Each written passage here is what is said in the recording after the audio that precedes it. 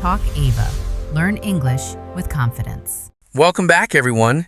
Today I want to talk about 3 English words that confused me for a very long time. They're simple words, we hear them every day, but somehow they never seem as simple as they first appear. I'm talking about see, look, and watch. Every time I heard native speakers using them, I understood the conversation, but I still wondered why they chose one word instead of another. That's interesting because I never really thought about those words until I started helping English learners. For native speakers, choosing between them feels completely natural. We don't stop and ask ourselves which one sounds correct. We simply use the word that fits the moment, almost without thinking about it. That's probably why they're so confusing for learners. If someone says, "I saw my neighbor this morning," nobody explains why they used saw. Then another person says, "Look at that beautiful sunset," and later someone else says, "We're watching a movie tonight." To native speakers, those sentences feel perfectly normal, but to learners, they can seem completely unrelated. I think that's because learners often search for rules first, while native speakers remember experiences instead. They connect those words to real situations they've lived thousands of times. That's why today's conversation shouldn't feel like a grammar lesson. It should feel like 2 people talking about everyday life. Let me tell you what happened yesterday. I was making breakfast when I suddenly noticed a beautiful bird sitting on the fence outside my window. I wasn't searching for it, I wasn't expecting it, I simply noticed it for a moment before it flew away. Later that morning, I picked up my phone because I wanted to read a message from a friend. In the evening, I relaxed by sitting on the sofa and enjoying a football match on television. Those were 3 completely ordinary moments, yet native speakers naturally use 3 different words to describe them. That's exactly why these words are interesting. There aren't just vocabulary, they're connected to different experiences. The situations themselves guide native speakers toward the right word without anybody stopping to think about grammar. I think that's something English learners don't hear often enough. Many people believe fluency comes from memorizing definitions, but I honestly think fluency comes from hearing words inside real conversations. When you hear the same vocabulary connected to everyday situations again and again, your brain slowly begins recognizing the patterns naturally. I completely agree. Think about something as ordinary as looking for your keys. Everybody has experienced that moment. You're checking your jacket, searching the kitchen table, looking inside your bag, and wondering where they disappeared. Then, completely by accident, you notice they're sitting exactly where you left them. It's such a simple daily experience, but it's something native speakers describe naturally without ever thinking about vocabulary rules. That reminds me of another funny moment. Last week, I walked through the supermarket and unexpectedly met an old friend I hadn't seen in years. We both stopped, smiled, and spent almost 20 minutes talking in the middle of the aisle. I wasn't planning to meet him. It happened completely by surprise. And afterward, I realized native speakers describe that situation very differently from searching for somebody. That's why conversations are so powerful for learning English. Instead of memorizing isolated words, you begin connecting vocabulary with situations you can actually imagine. Those situations stay in your memory much longer than grammar charts ever do. I think that's what I enjoy most about these discussions. They're less about remembering rules and more about noticing how English naturally sounds in everyday life. Once you start paying attention to those little differences, the language becomes much more enjoyable. Before we continue, we'd love to hear from you. Which of these 3 words has always been the most confusing for you? Is it see, look, or watch? Let us know in the comments, because there's a good chance other learners have exactly the same question. Speaking of confusing words, I have to admit I've heard some hilarious mistakes over the years. One of my favorites happened during an English conversation class. A student wanted to describe a visit to an art museum, and with complete confidence he said, "Yesterday, I watched a beautiful painting for 20 minutes." Everybody understood what he meant, but the sentence sounded unexpectedly funny. I think every English teacher has stories like that. I remember someone telling me, "I looked a movie with my family last night." Every single word in that sentence was familiar, but together they created something that native speakers would never naturally say. That's why context is so important. Vocabulary isn't only about knowing words, it's also about knowing the situations where people normally use them. Another student once told me, "I saw my phone for 2 hours before going to sleep." At first, I didn't understand what he meant. Then I realized he wanted to say he spent 2 hours enjoying videos on his phone before bed.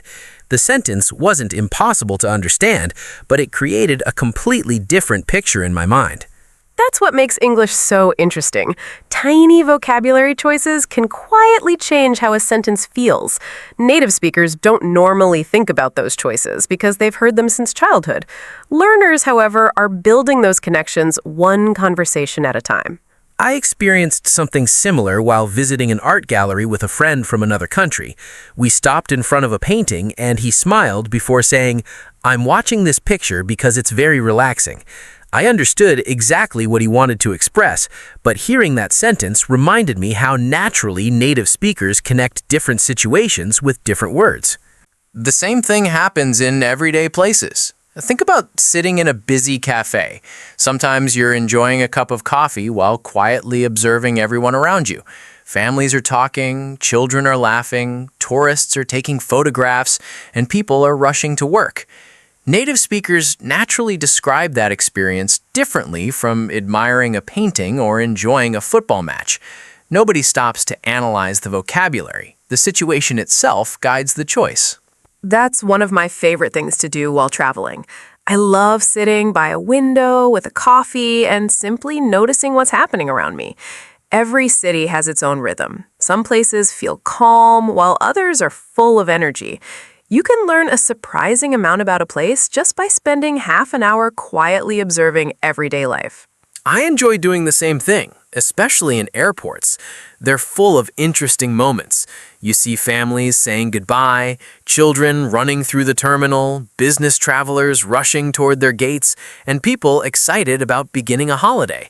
Without saying a single word, those moments tell hundreds of little stories. If you're enjoying today's conversation, don't forget to like this video, subscribe to the channel, and share it with someone who's learning English. In the next part of today's episode, Dave is going to tell us the story of the morning he spent almost 30 minutes searching for his glasses, only to discover they had been much closer than he ever imagined. It's a funny story, but it also shows how native speakers naturally use these 3 words in real life. I have a story that my family still reminds me about whenever they want to laugh at my expense. It happened on a Monday morning when I was already running late for work. I woke up, got dressed, made breakfast, and just as I was about to leave the house, I realized I couldn't find my glasses. At first, I wasn't worried because I thought I'd probably left them on my desk or beside my bed. 5 minutes later, I had already searched half the apartment. That's the moment when a simple problem suddenly becomes much bigger than it really is. You begin with complete confidence, but after checking the same places again and again, you start wondering if your glasses have somehow disappeared into another dimension. That's exactly what happened. I checked my bedroom twice, looked under the bed, searched every shelf in the living room, and even opened kitchen drawers where my glasses had absolutely no reason to be. The stranger the situation became, the less logical my search became. I wasn't thinking clearly anymore. I was simply hoping they would magically appear somewhere. I think we've all experienced something similar. The more frustrated we become, the less carefully we pay attention. Instead of noticing what's around us, we rush from one place to another because we're convinced the answer must be hidden somewhere difficult. My frustration kept growing because time was disappearing. I looked inside my backpack 3 different times. Then I checked my jacket pockets, even though I knew I hadn't worn that jacket for days. By that point, I had convinced myself someone must have moved my glasses without telling me. Let me guess, you blamed everybody except yourself. I'm afraid I did. My sister walked into the room and immediately asked why every cupboard in the apartment was open. I explained the situation and told her I'd been searching for almost half an hour. Instead of helping me search, she looked at me for a few seconds without saying anything. That's never a good sign. She started smiling, which confused me even more. Then she walked toward me, reached up with one hand, and gently removed my glasses from the top of my head. I had been wearing them the entire time without realizing it. That has to be one of the funniest things I've ever heard. The best part is that it happens to so many people. We laugh because we recognize ourselves in that story. I couldn't decide whether to laugh or feel embarrassed. I had spent 30 minutes searching every room in my apartment while the thing I wanted was literally with me the whole time. My sister laughed for almost 5 minutes, and honestly, I couldn't blame her. I think there's a lesson hidden inside that story. Sometimes we become so focused on searching that we stop noticing what's already in front of us. We rush through life trying to find answers somewhere else, even when they're much closer than we imagine. That's true, and it's funny how naturally those 3 words appear in a story like this.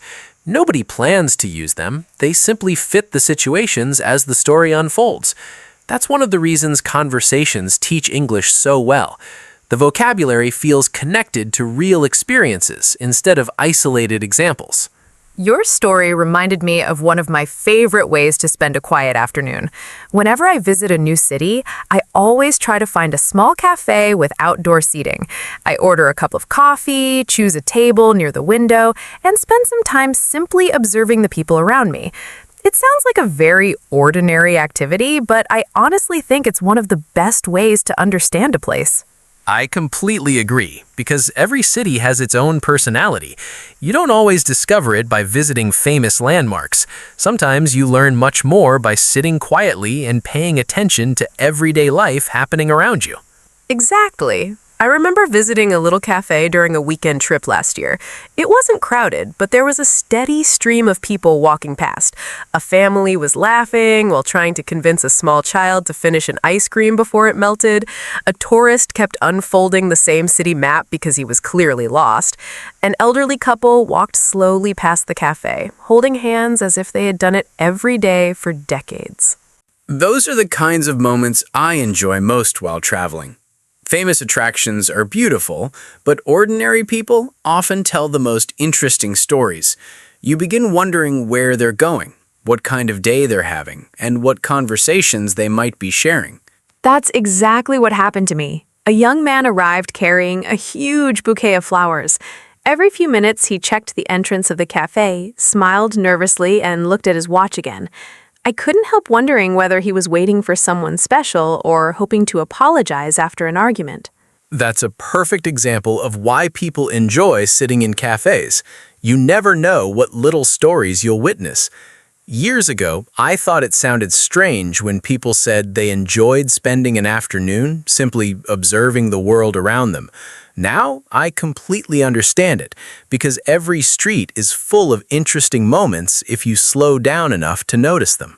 One of my favorite memories happened about 20 minutes later. A little girl walked past with her father and suddenly stopped because she noticed a tiny bird sitting near one of the flower pots outside the cafe. While most adults continued walking without paying attention, she stood there smiling for almost a minute because that small moment completely captured her attention. Children are wonderful at noticing things adults often ignore. They become excited about butterflies, colorful leaves, interesting clouds, or a dog playing in the park. Adults are usually thinking about work, shopping lists, or tomorrow's schedule, so they miss those little moments entirely. That's probably why I enjoy sitting quietly from time to time. It reminds me that everyday life is much more interesting than we often realize. When we're constantly rushing somewhere, we miss hundreds of little moments that make ordinary days memorable. I think that's one of the biggest lessons from today's conversation. Learning English isn't only about understanding vocabulary, it's also about understanding the situations where those words naturally belong. Once you connect words with real experiences, they stop feeling like grammar and start feeling like part of everyday life. I couldn't agree more. The world becomes much more interesting when we slow down enough to notice it, and our English becomes much more natural when we learn vocabulary through stories instead of memorizing isolated rules. Listening to all these stories has made me realize something interesting. We probably miss hundreds of beautiful things every single day without even knowing it.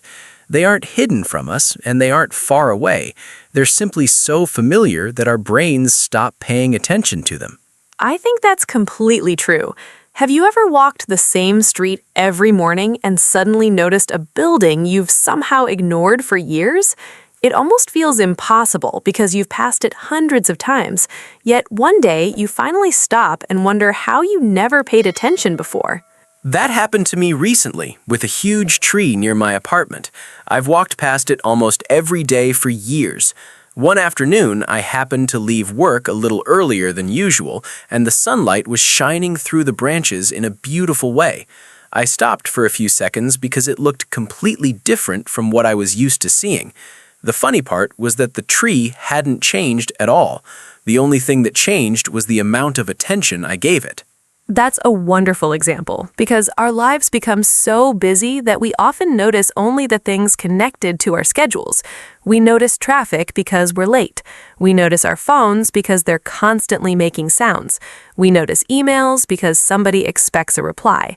Quiet things like trees, flowers, clouds, or birds usually don't demand our attention, so we simply walk past them. I think children experience the world differently. Whenever I spend time with my little nephew, he points at things I'd never even think about. He gets excited about colorful leaves, tiny insects, interesting clouds, or a dog playing across the street. Meanwhile, I'm usually thinking about tomorrow's meeting or whether I remembered to answer an important email. That's one of the reasons I enjoy spending time in parks. You see children becoming fascinated by the smallest details while adults hurry past without even slowing down. It reminds me that growing older doesn't mean the world becomes less interesting. Sometimes it simply means we stop paying attention to ordinary moments. That makes me think about family photographs as well.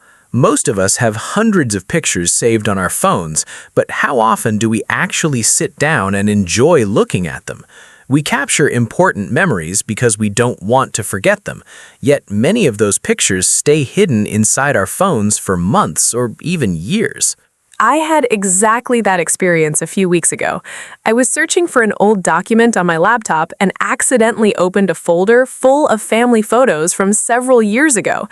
I ended up spending almost an hour smiling at pictures I hadn't thought about in a long time. It felt as if I'd discovered something new, even though those memories had been sitting there all along. That's probably another reason native speakers naturally choose different words in different situations. Everyday life creates different experiences, and the vocabulary follows those experiences.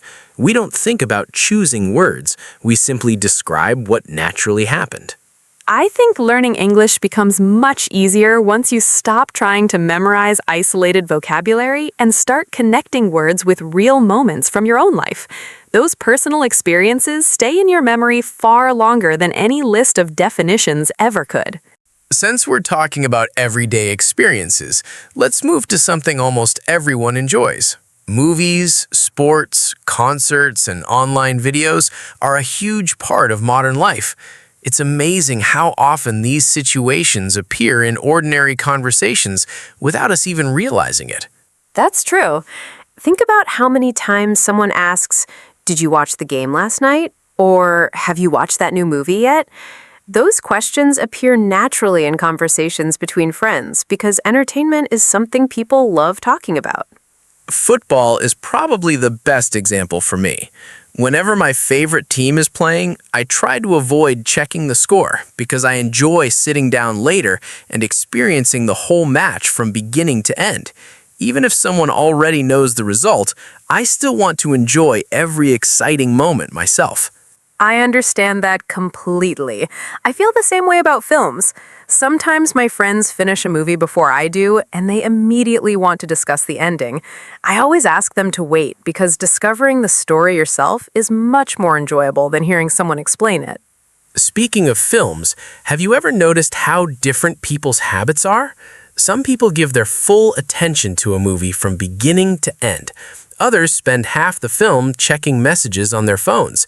At the end, they say they didn't understand the story, but they also weren't really paying attention most of the time. That's becoming more common these days. I sometimes laugh because people complain that a film is confusing while they're also answering text messages, scrolling through social media, and talking to someone sitting next to them. It's difficult to enjoy any story when your attention is constantly moving somewhere else. That's true outside entertainment as well. A few weeks ago, I was driving home after work when I suddenly noticed the most beautiful rainbow stretching across the sky.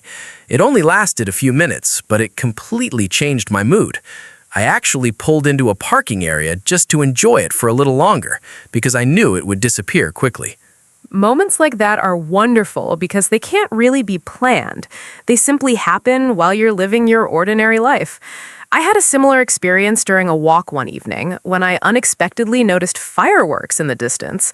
I had no idea there was a celebration happening nearby, but standing there for a few minutes made the entire day feel special.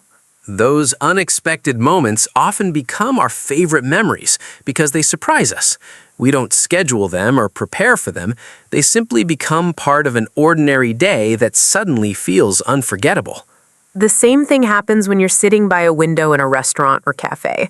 You might begin by chatting with a friend, and before long, you find yourself smiling because something funny happens outside.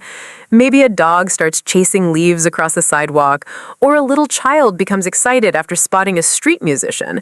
Everyday life is full of those little moments if we slow down enough to notice them. That's one reason I enjoy these conversations so much.